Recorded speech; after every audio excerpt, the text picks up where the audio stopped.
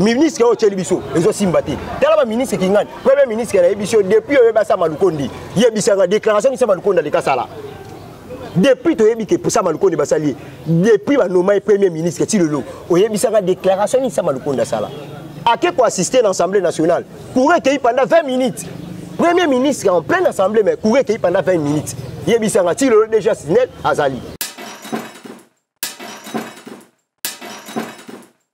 Ce qui a commis premier ministre, popularité à président de la République au Kita. Parce que Moutou a cité le détournement. Moutou a dit la trésor public. Bon, comme c'est le premier ministre, mais aussi nous avons avoué qu'il y a un détournement intellectuel. Donc la ville n'est pas gouvernée. Gentini Ngobila. Quand je passe à la télé, je dis clair. Et puis j'assume. Il est un homme d'État plutôt, il doit démissionner. C'est simple. Pourquoi tu as la notion on a démissionné? Tout ça, démissionner, au moins dit que ouais, place on a salé au moins simité. Parce que 3 ans mandat chef de l'État, et je peux couper même la ville de Kinshasa. Donc tu as procès ça. Tout ça, quand on parle de 3 ans bilan Fachi, tout ça, peuple a souffrir.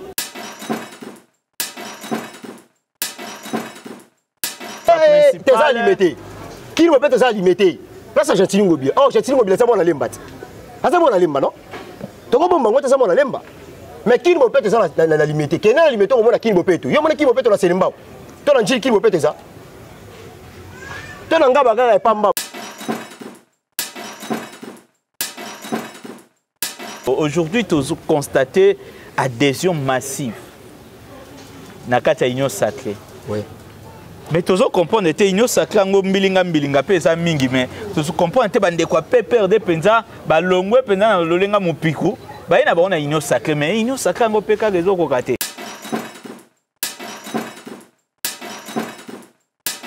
Au moins ba déjà juste mon Union Sacrée. Ba mende ba lumana ba bochap ba kokonian et comme vous savez sauter. Tout ça déjà habitué à la politique wana.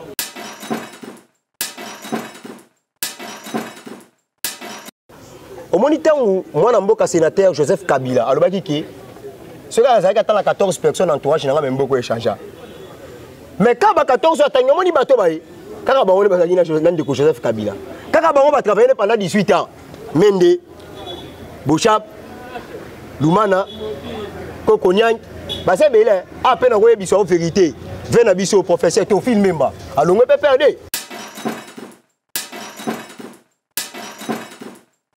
Et puis, nous avons papa, basali pe mingi na Congo. On a attendu demain, depuis Mobutu, non? On filme même. Mais si les lots, politique politique, alors non, sur retraite, ça l'a raté.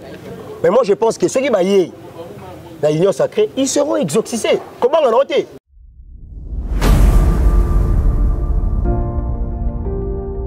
Heureux d'être avec vous encore aujourd'hui dans Univers Web, encore dans notre émission des cryptos, là où nous avons analysé l'actualité ici en République démocratique du Congo.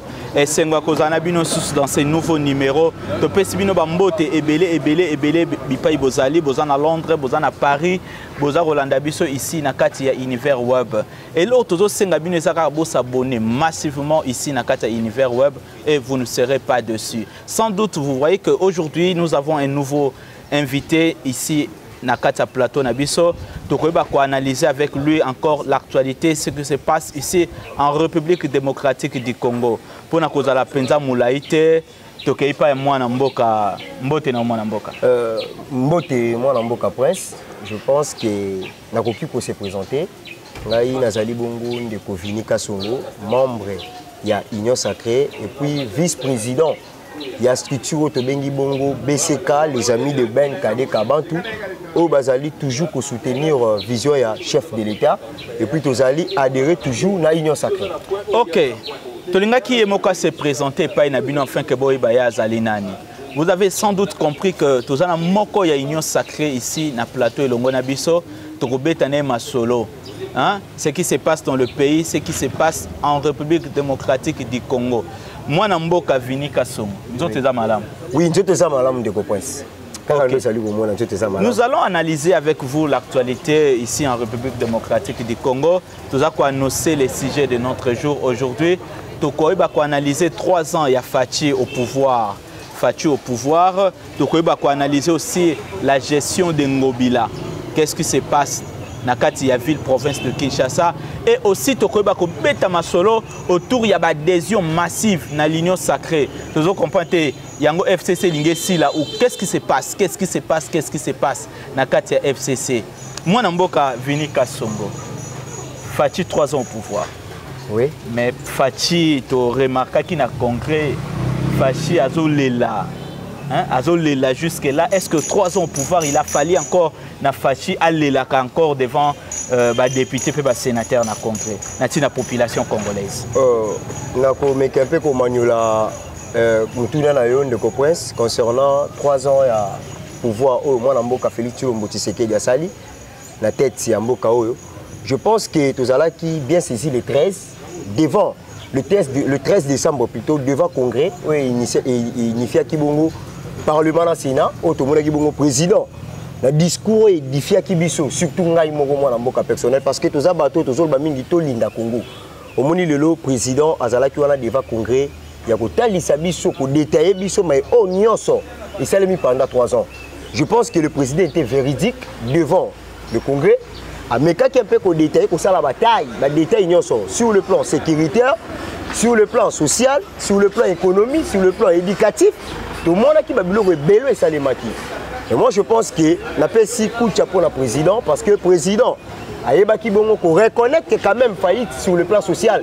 Parce que lorsque sur le plan social, et le but est total parce que sur le plan social, ils ont englobé sécurité, ils ont englobé domaine éducatif et puis ils ont englobé domaine bongo, nourriture. Mais le président qui sur le plan social, je reconnais quand même qu'il y a des faillites parce que Nenga linga ke salema yangona ne salemité. Mais le côté là, bilan na ezala ki bongo quand même. Ce qui doit être côté le président a avancé déjà sur le plan d'une affaire il y a 75% parce que le moni sur le plan sécuritaire.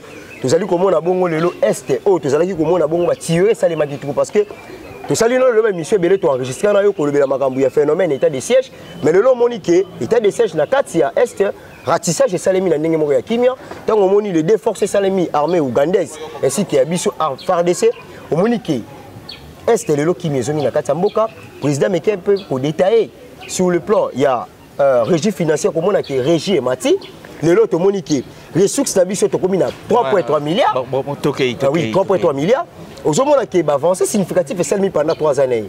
Même si que le président reconnaître que l'état social, il y a peuple vraiment un peu naïf parce que n'engalinga que salema et salemi bongoté parce que tant que tu as compté 3 ans, il faut te compter na ancien premier ministre au tozala Guinée bongo Pepe Ilunga au toyebi baba vi nini asalaki le lot to ko susu ngana so benga e bon limbisana permettre ngana employer terme on a zo mono la statut parce que azawana azoko martoniser vision chef de l'état Sama Lukondi comment on a que vision chef de l'état qui mingi le peuple d'abord ko luka ko rajeunir situation sociale à peuple mais tant que le président reconnaître que peuple wana ezana nous satisfaire sur le plan socialité yango moni azala qui devant congrès à lobby vérité parce que biso le peuple tant que moni vérité wala président reconnaître faillite non il faut te féliciter ba ya président parce que to sali 32 ans de pouvoir 18 ans de pouvoir tout ce que le monde ba président ba le biso la vérité parce que tout au bon on ko bezaka parfait mais peuple ba ko la pendant 18 ans peuple là qui pendant 32 ans mais lelo to sala mutu pendant 3 ans à reconnaître que quand même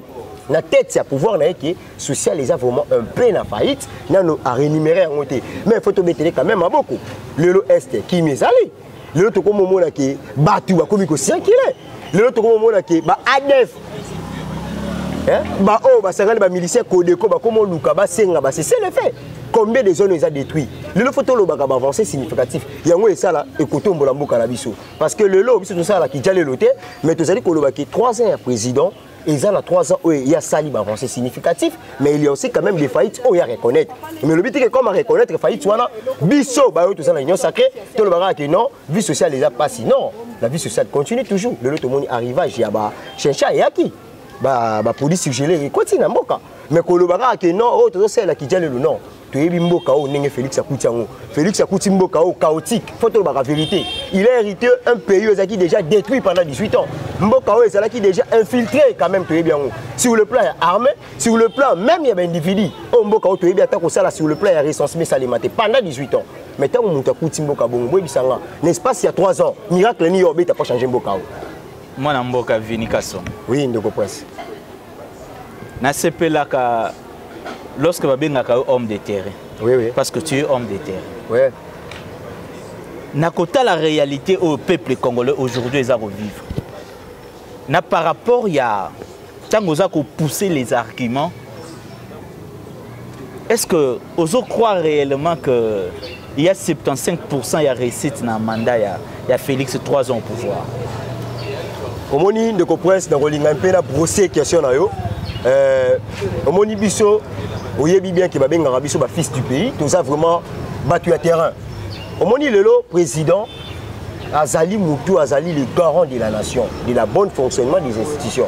C'est lui qui gère ce pays, c'est lui qui dirige, c'est lui qui est le commandant suprême. Mais il faut qu'on ait que le président a une limite parce qu'il y a une vision. Mais vision, il faut exécuter, il faut gouverner. Nous avons un premier ministre, nous avons un gouverneur, nous avons aussi des bourgmestres. Il faut que le président a joué tout l'intérim. Non. Quand on parle de bourgmestre, on voit directement celui qui est le représentant du chef de l'État au sein de la commune. Quand on a un gouverneur, c'est lui qui représente le président de la République au sein de la ville. Ok, Nayoki Obeti Samalukonde statique. Est-ce que par rapport il y a l'appellation à Warion et maintenant Samalukonde Yemoko Fala ça l'appelle Souka ya guerrier. Mais maintenant Koyoka ba propos nayo donc ça veut dire ça va propos aujourd'hui à Union Sacrée que Samalukonde est presque bientôt là vous allez injecter. Mais il faut retourner le Congo une vérité ba Holanda biso. Ah bah Holanda biso na univers faut dire ça bon vérité. Nous sommes à l'Union Sacrée. Nous sommes là, nous sommes pas là pour soutenir des bêtises. Hein? Nous sommes là pour dire la vérité. Bientôt là Samalukonde est injecté. Mais je vous dis ce qui est vrai. Samalukonde a déjà poussé la porte sa démission. C'est clair, on se dit la vérité. Quand le président de la République a reconnu que maintenant pendant 3 ans social et vandité. Donc pendant mi-temps Samalukonde a suivi. Arranger une situation sociale il y a peuple. Ce qu'on y a soigné aux Alani. Il faut qu'on ait baraqué. En 2023, c'est le président de la République qui sera redevable devant la population et non Samalukonde. Mais j'ai suivi l'autre fois Samalukonde lorsque arrivé à Bachincha, il s'est félicité quand même Bachincha et Komaki. Mais na lobby boy. Et là on la Chincha. On dit le lobby c'est toujours parce que de Lukaki quand même sur le plan il y a marché. Ba baisse des pieds salima. Mais le loyer na tout na yo question moko. Tout ça non ababa il comment va la biso. Yebisanga tant que tout ça luka baisse des pieds salima. Est-ce que ba port illégaux au président senga bakanga. Est-ce que tu le kangama et kangama ti. Na ko so mener ba enquête ko mona ke ba port illégaux ti le fonctionner. Ce ko tali ba baisse des pieds to senga ki. Ba quota réunion oh azwa injonction ko isa pas ministre économie. Que tout le monde qui va participation à ba sokin, tout le monde qui va participation à ba égal lelo. Mais au moment où les lots oyo yebisanga ba prix est-ce qu'ils ont respecté sur le plan marché ils ont respecté au moment que le peuple a contre toujours le président de la République parce que makambo ya zoloba sur le terrain ils ont réalisé mété alors que le chef du gouvernement c'est Samalukonde qui doit agir c'est Samalukonde le temps on le dit que ba ministre ba Wariom moi je croyais c'est aussi je croyais plutôt à ba Wariom voilà to mettre là ba ngotolo mais le lot ils ont ridiculisé. Par rapport à quoi? Bah Wariom tu baye na kati gouvernement Samalukonde. Bah ça va naïf. À l'exception bah tu me sous. Membre de l'Union Sacrée. Non, mais il faut que le membre de l'Union Sacrée mais tout ça bah ensemble azali, INC zali. Il faut MLC zali. Nous partageons le bilan ensemble. Et là on est tout le comme ça. Et puis Vini Kasongo, entendre te dire nazo sentir on dirait que bientôt l'Union Sacrée va s'éclater. Non. Qu'on s'éclater c'est trop. Mais l'Union Sacrée est là pour dire la vérité. Ceux qui sont communicateur au bazar permis le président. Tous les l'Union Sacrée. Tous les gens toujours que ça la babilo au mot babenga rango. Tous laver ba mascara. Tous ça la babilo au mot boyeke. Tous les gens tu embellir. Tu bimisa ba tu ba malam. Or faut que tu dénoncer parce que moni le peuple et puis que peuple comme ando inabiso. Peuple comme ando inabiso qui tient terrain wa betio. Pas ni pas tout ni au que nous goloma Fatima. Nous avons que sur le plan social. Non, bon, bah, moni en côté. Le lorsque tu as un appareil judiciaire, au moins, bah, dégâts où tu peux salement. Le lorsque tu as un chef de l'État, c'est parce que c'est lui qui est le commandant suprême. Mais le temps où c'est toujours le cas, tu lis que la vérité. Là où il s'agit de dénoncer, il faut te dénoncer. Si tu veux dénoncer, tu veux dénoncer. C'est que ce qu'on a vu, c'est pas qu'on a vu sur les Arabes. Parce que Bisso, peuple a mandaté tout le bien là-bas.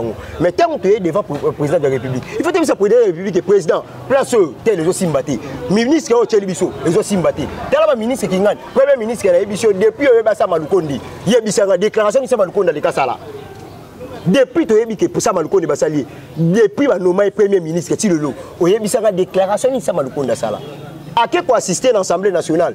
Courir qu'il pendant 20 minutes. Premier ministre en pleine assemblée, mais courir qu'il pendant 20 minutes. Il y a le déjà signé à Zali. Si le déjà signé à Zali, mais interpellé a été. Mais dès que ça a mis sur premier ministre, ce qu'on a dit, c'est que ça gouvernement va il y a le maître Roger a raison. Et ça, le gouvernement, il y a le maître Roger sur le candidature, maintenant, le gouvernement touristique. Mais c'est le tourisme. Parce que si ils étaient les royaumes, oh, ils sont là. Oh, ils ont qui mis autant. Oh, c'est que tout le monde a pépé, tout le monde a le gouvernement qui a encore FCC Nakash pour tous les lots union sacrée. Parce qu'il faut que l'union sacrée, ils ont dit qu'il y a demande du peuple congolais. Mais c'est ça, par là, Nalinga qui répondit Vini Kasongo. Lorsque le président de la République, Félix Tshisekedi, a yaki devant la population pour annoncer divorce, il y a FCC Nakash. Oui. Alors qui maintenant qui salue Mebanda. Ouais. Et puis le peuple congolais paie ça qui confiance. Par rapport, il y a dire il y a président. Mais on se rend compte que l'union sacrée est pire que l'FCC. Non, on dit de prince, il faut que l'union sacrée, il s'engage ma partie est belé, balingombe belé. Le long où tu rappelles ton retour une question. La carte l'union sacrée tous ensemble Moïse Katumbi. Tous en MLC à Jean-Pierre Bemba. Au Solanda. Tous en parti politique c'est belé. Nous avons aussi l'IDPS. Nous avons l'INC Vital Kamerhe. Oh le loi Libanda a commencé à approprier. Bisolo va finir sur tous ça humilié. On a vraiment clair à cause du déplacement Vital Kamerhe. Tout ça humilié parce que tout ça va taliboso te dénoncer. Na ba TV qui golbaki Kamerhe doit être arrêté. Kamerhe façon que ça bon à détournement. Mais lelo oyo bino bimisi Kamerhe. Kamerhe ça. Ba arrêter biso ba kandi biso malaboni pour na dossier Kamerhe. Mais lelo Kamerhe ça. Au moins le temps on va que union sacrée biso fait que union sacrée toujours partager bilan ensemble. Parce que dans quatre gouvernements ba royaume nous avons le gouvernement de l'ensemble. Mais il s'est rendu dans le ministre qui est ensemble, il y a celle qui est là. Ministre qui est ensemble, il y a celle qui est là. Il y a l'autre. Ceux qui doivent ça à côté du ministre, il y a ceux qui à 5. Si les 57, ils sont à 5. Il y a ceux qui sont à tourisme, il y a ceux qui sont à immeuble. Tandis que le peuple a souffert. Ceux qui présentent la République, ils vont reconnaître que Tshisekedi a 3 ans sur les bandités. Mais c'est grave. C'est très grave. Alors, ce que ça m'a le maintenir, voilà pourquoi. Ça m'a le voilà pourquoi. Bientôt là, il doit démissionner. C'est clair. Tu reconnais jamais qu'au Kamamboko toujours là-bas. Moi, je pense que le président. Mais awa nazoyo kayo zobeta sorti à moi Namboka Vital Kamerhe. Entendre te dire, c'est que tu as confirmé Maramboyo que bientôt la Kamerhe sera à la tête du gouvernement.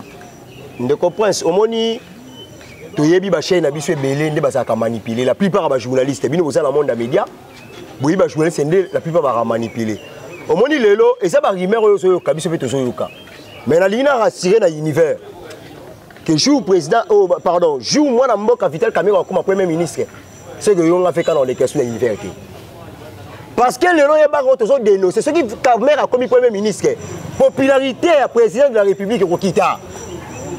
Parce que Moutou a cité le détournement. Moutou a dit la trésor public. Bon, comme c'est le premier ministre. Mais il y a un détournement intellectuel. Bon, ça, le procès public. Mais le lot, il y a un commissariat, premier ministre. Il y a une popularité. Il y a le président de la République. Et puis l'UDPS sera ridiculisé. Je vous dis ce qui est vrai. L'UDPS sera ridiculisé. Ceux qui caméra comme premier ministre de la Mokao. Biso Bocha parle na biswab. Tout ça dit tu as le loro le non, ma maison préfabriquée ton ngamati. Le loro président qui est na Kasai.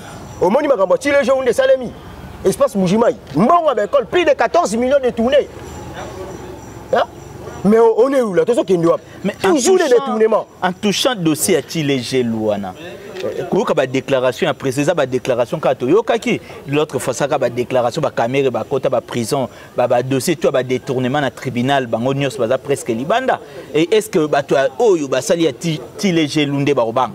Moi, Namboka Prince, moi je crois au président Félix Tshilombo Tshisekedi. Je crois en lui. Et puis je sais ce qu'il est en train de faire. Au moni, moi Namboka, on a sorti moi Namboka, à la société peuple. Au moni Kokendi, tel non tourné à président l'espace Yagan Kassai. Au moni président Yé, aéroport bafoué. Jour on a séparé la Mboula Nenge Betara. Donc en tout cas Mboula Salaka Malamu. Il fallait président la tanga Mboula pas moi vraiment. Le on a retanga moi Namboka Daniel Kabé, pas nous permettre la tanga un grand combattant, un grand confrère, ba VO ba Kei, ba Kenaki Kassai. Baleki na baitando ike pona ko lobela makambu ya Tilégé ya détourné wa Tilégé so bazo ko sa président ko na salimate mais président ça ba surprise et puis Dieu soit loué Mboule beta et là on a sepela ba pinata on a va na ndako lobi merci Seigneur parce que linga ki président amona ba bêtise de salimi mais c'est grave mutu ka chef d'état so tindika ko tindika vous avez des images hein nzele zate mais on a décaissé l'argent mais on est où là si ko lelo biso to so loba biso to comme victime ya ba menace de mort. Ils sont comme victimes. Le nom va conseiller, on va tourner la présidence. Comme club d'amis na bango. On va outil sa poto, bah y a ta passion, bah qualité, bah y a passion biso to monité. Biso to bandi combat le loté.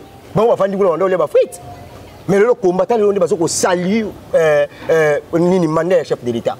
Le loto combat comme yo ka bandi comme ça ko permettre de benga président sortant. Mais quand c'est bon ça rêve. Qui vous a dit que Félix est le président sortant? Il a son deux mandats. Je l'assume plutôt ici. Je l'assume ici à l'univers. Que le président de la République a son deux mandats. D'ailleurs, c'est constitutionnellement. Donc, tout le monde a dit non, à violer la constitution. Non. C'est bon, dossier on a simba te pour comment on aura à bongo. Comment on aura à bongo donc ça côté face à Denaï.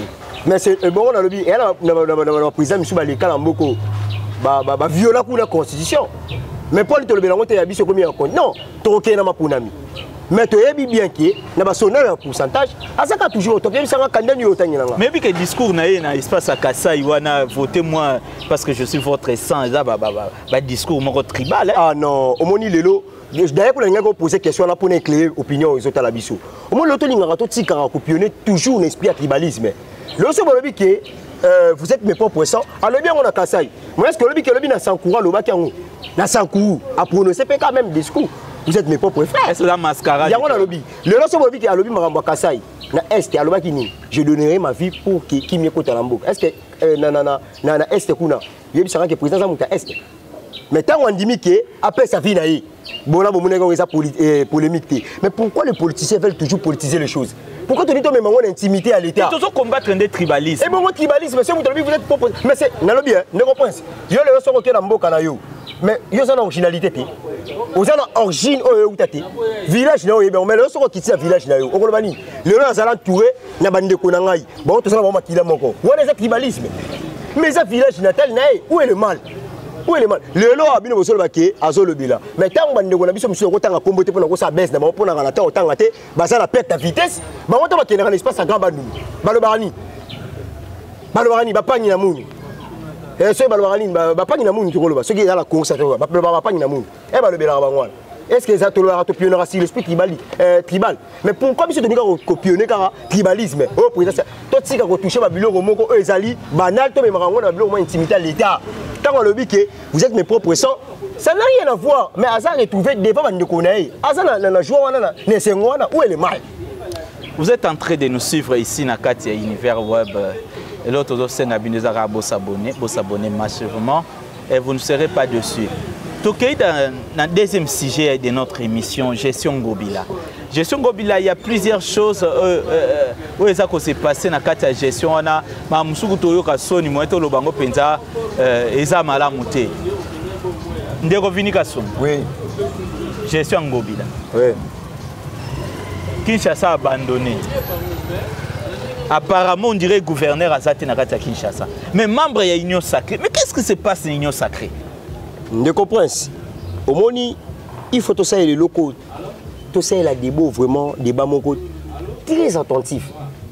toluka to éclairer opinion au bazar à l'étranger ainsi que bakino bazota la biso. Au moins le temps on le benga makambo Chantini Ngobila. Je pense que aux ala be mission salananga quelque part oyebi ndenge na loba makambo Chantini Ngobila. Oyebi ndenge na posa ma Chantini Ngobila. Ta honorable Jean-Marc Kaboun ko utana Zambie ko kita honorable Jean-Marc Kaboun da sala déclaration la ville n'est pas gouvernée. Mais ça là, déclenchement, tout le monde a député Assemblée nationale, il y a professeur Pito dans le baraké, ça va tout dynamique à Chantini Ngobila. L'autre fois, ça va à Chantini Ngobila. Mais on est directement dans l'Assemblée provinciale, professeur Pito. APK, oh, ça la dynamique. Le lot va comment combattre comment il y a honorable Mike Moutebay, que je salue d'abord. Il y a honorable à continuer combat là. Bisso, ma fils du pays, tout ça, la Simanae. Tant qu'il y a menacé Bisso, on sera toujours là. Tout ça, le nom de cette commune à Makala. Au Moni, combien de gens vont répondre? Oui, je m'appelle on a pas ça que tika kombo Chantini Ngobila ngana lobi soki Chantini Ngobila ki na mboka o pa bo mboka o. Moi je vais continuer toujours à dénoncer. Ngana zo si ma personnalité na été mais na zo si ma gestion na yi parce que le to comment mona oka o fini ka songoza convoqué na parquet à 4e rikuna diffamation. O tanga kiningwe. Moi je dis clair que Chantini Ngobila a échoué. Chantini Ngobila la tête à ville qui ça les l'autre côté. Le lot ngana sali combien d'émissions ah na oya na lemba. Au mona ba chaîne émission zo tanga ba komboté. Mais to ça la coué qui en plein centre-ville, Kenya c'est l'aéroport. Au moment où on quitte l'aéroport au Zoya, image à Congo. Mais ténèbres, si tu as mis 17 ans, on va dans Mboka. Éclairage public, exactement, mais un risque Snell. À Tchelibiso, quand même, il y a $1, il y a taxe de éclairage public. Mais à Tchèque, quand même, j'ai des lumières dans Banzela. J'ai des lumières, Nino Yatiwana. Tu sais que nous avons j'ai des lumières à qui c'est la limitée. Ville à qui c'est ça la limitée. Est-ce que l'aime la ville à qui c'est ça? Ngaba Makale, c'est la ville à qui c'est ça? Mais pourquoi ça va fournir la limité de Prince? Pourquoi on va battre la limité? Boumbo, ça dans la ville à qui c'est les Mbao.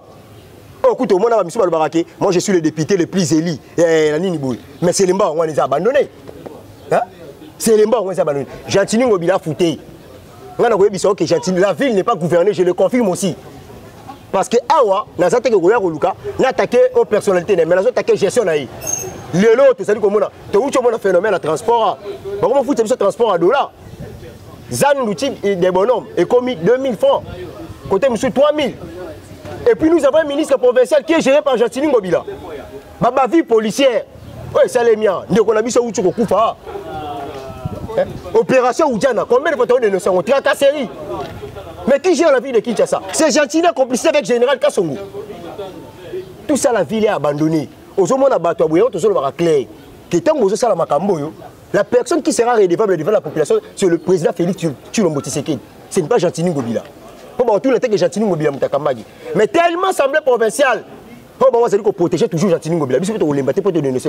Dynamique, voilà. Godin Poy. Un pasteur. Prétend d'abord.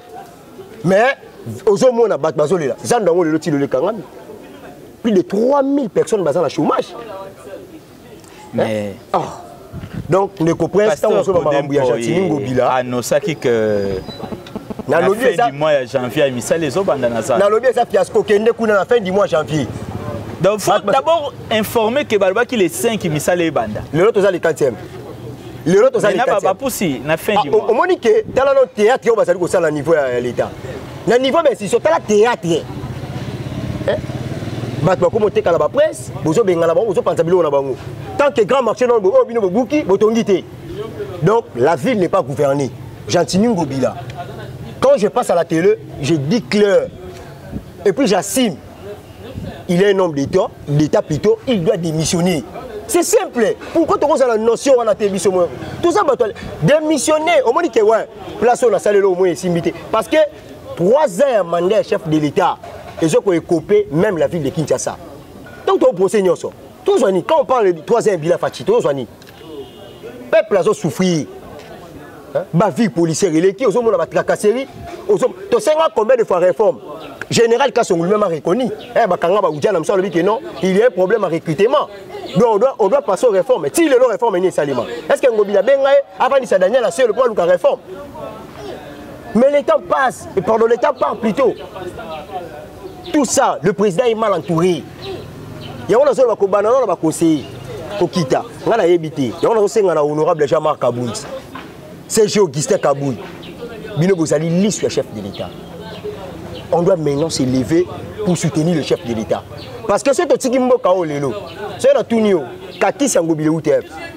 Ngobila fait du PPRD. Ngobila fait du PPRD. Est-ce que Ngobila était élu plutôt député provincial? Ngobila était député national.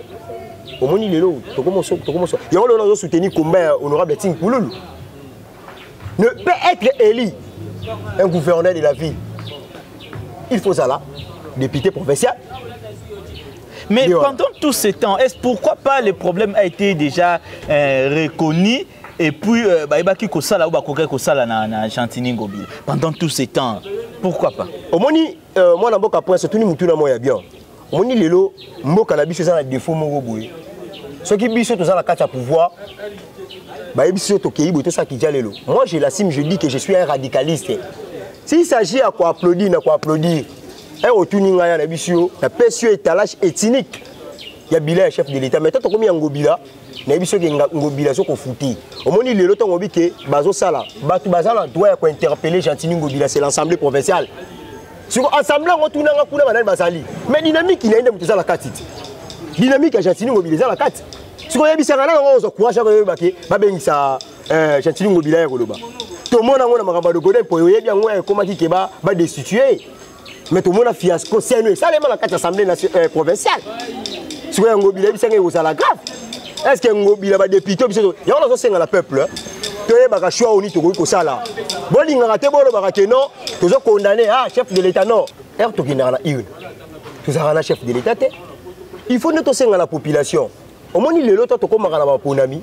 Au moins, il y a un peu de après sa talate. Au moins, il fini quoi ni. Au moins, il titi sur il tembele à boui. Mais tant bayaka, ba kosibiso la ba polo, ba kosibiso. O lebiso ku tu population tout la bango, to vota ki bino. Bokenda ki pendant 5 ans, législature la bino bosali on boyeli biso nini. Il faut biso netoté la population. Aye baba tuni encore voter. Lelo biso to so mona lelo lokwa ba mona mboka. O moni lelo neto sa boui. To lo ngwana ba tendance politique na biso. Il y a plein de jeunes qui passent à la télé, on va se défendre l'intérêt du peuple congolais.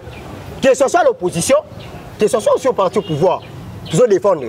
Mais au Comone, tant qu'on a ma ponami, Kakaba, on va sala combo, on va ligner toujours mafia, on va ligner toujours corruption, on va ligner même détourner, pour qu'on va voter, on va détourner.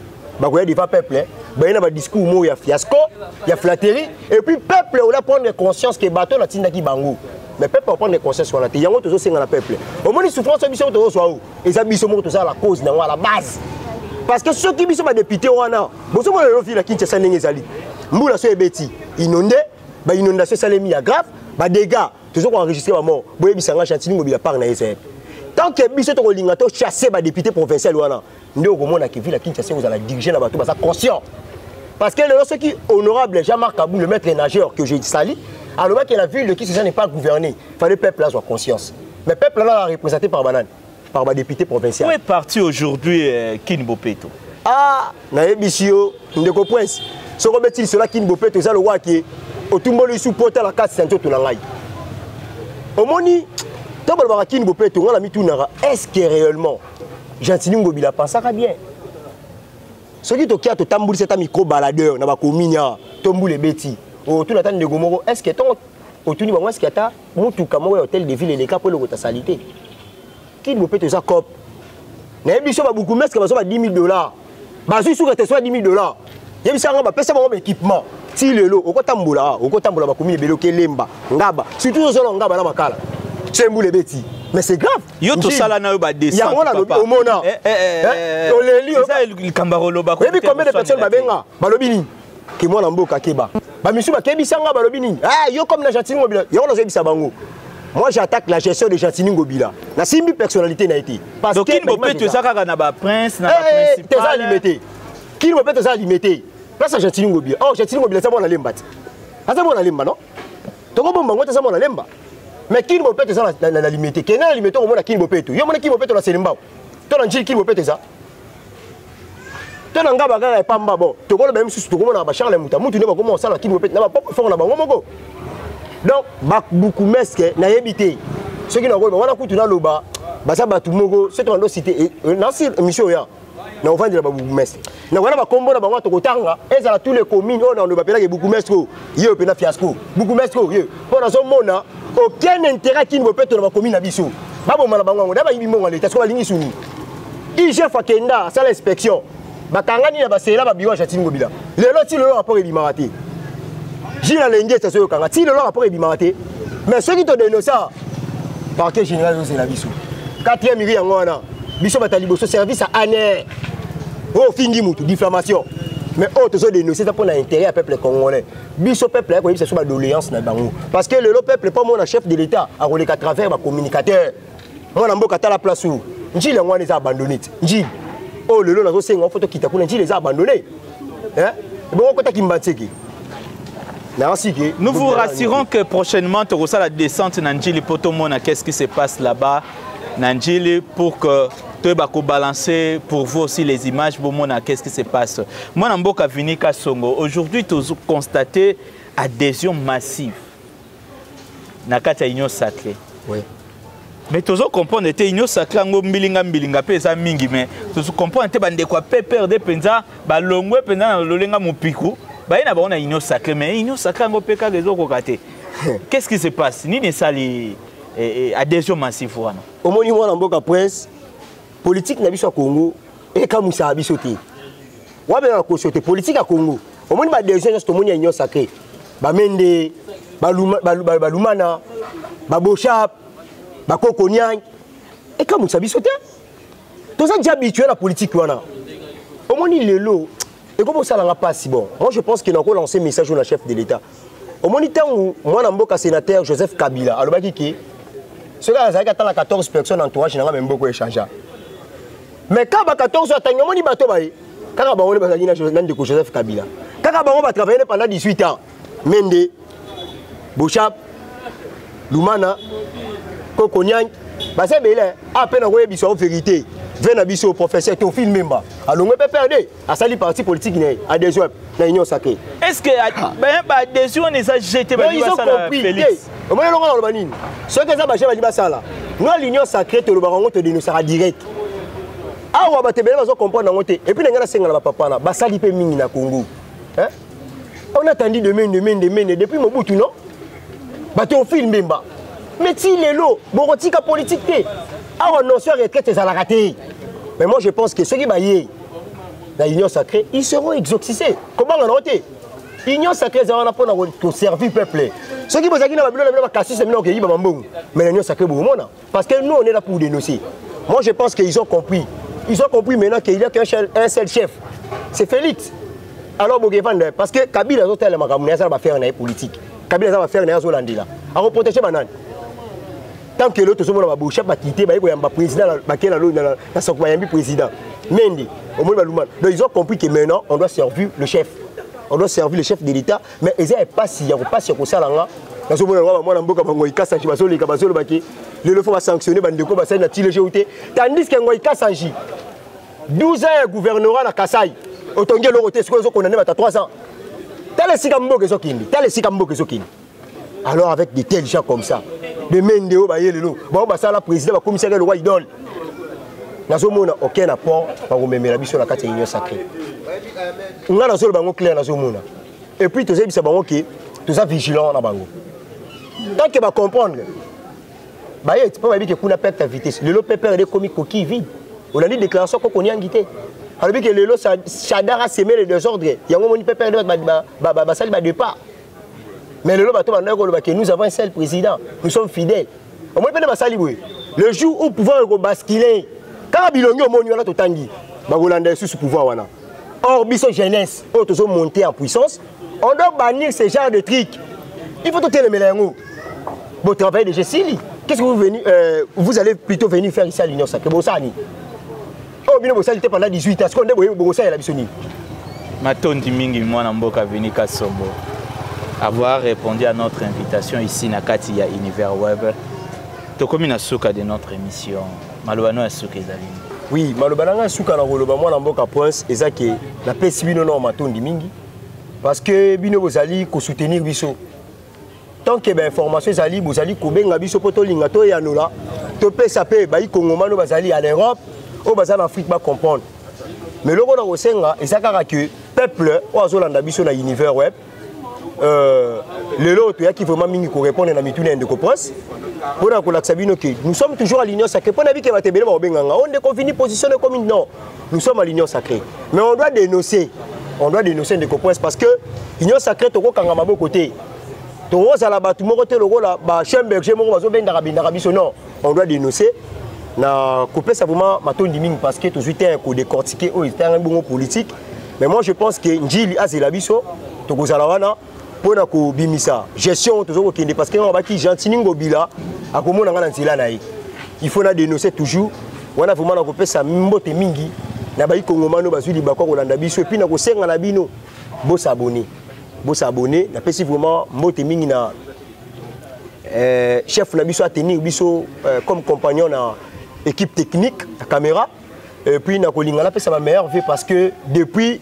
na koti 2020 c'est esa émission na ngamba liboso na sala na univers web na kopesa na nous ba meilleure vie na yo moko de Prince na pesi ba meilleure vie na famille Kasongo Bosenge ba meilleure vie na ba Kongoma nyonso balanda biso na France na bosanité Gédéon na bosanité vie na Richard Poulecha na pesi mbote na ba Kongoma no baza na Canada États-Unis na pesi mbote mingi non Sophia Malonga azali toujours habitué à kolanda VK univers web yango s'abonner na pesi mbote na Bruno Mimenga maître Roger Kessé ainsi que ba communicateur tout ya UDPS trésor international trésor Mbokila na pesi bino vraiment ba meilleur ve makasi sans oublier Rite pardon Wasala TV baza bon bazo ko soutenir nga na ngepena biso de Copons bazo ko soutenir nga vraiment VK tant nazo ba Wasala TV nazali bon ko mona madame quand tu es banni belé ba komboleke belé parce qu'avant na to solo la ginaye je pense que na yebi que to ko sala la bino émission mais maintenant na kina no récit bolimbi sanga la kina programme de Copons bo s'abonner na univers web VK Zaliwana yebi que boko finga mais biso est-ce que tu fini mutu na fini mutu te mais na décortiquer gestion parce que to yebi ba ndeko na so espère ndé bazalaka on a fini gentini ngobila non on a dénoncé ba mabelo sali ko salema to linga chef de l'état to linga mboka ce qui to lingi mboka o mboka ke liboso mais soki to so linga ngote to komona ka to bana ko tourner tout rond mandat faté ko sila il y aura aucun avancement et le moment malongé au salema te votre contact pona bato nyoso ba lingi ba contacter nga oh pe balingi ba komelanga na lobi ko finga te mais contact ko komelinga ba suggestion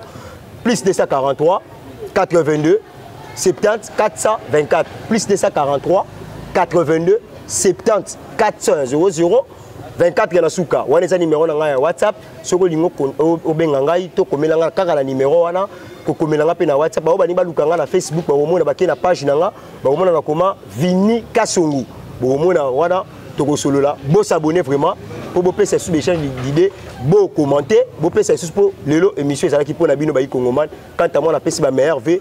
Bonne année en 2020, 2022 au côté. Tous allons toujours derrière chef de l'État. Nous étions heureux de vous présenter cette émission des cryptos aujourd'hui dans Katia Univers Web. Et l'autre toujours c'est s'abonner massivement ici dans Katia Univers Web. Vous ne serez pas déçus. Il y a les analyses, il y a l'actualité. Il y a la religion, il y a les sports. Nyoso Bokoko Luka, en ce qui concerne l'actualité, se trouve ici dans Katia Univers Web.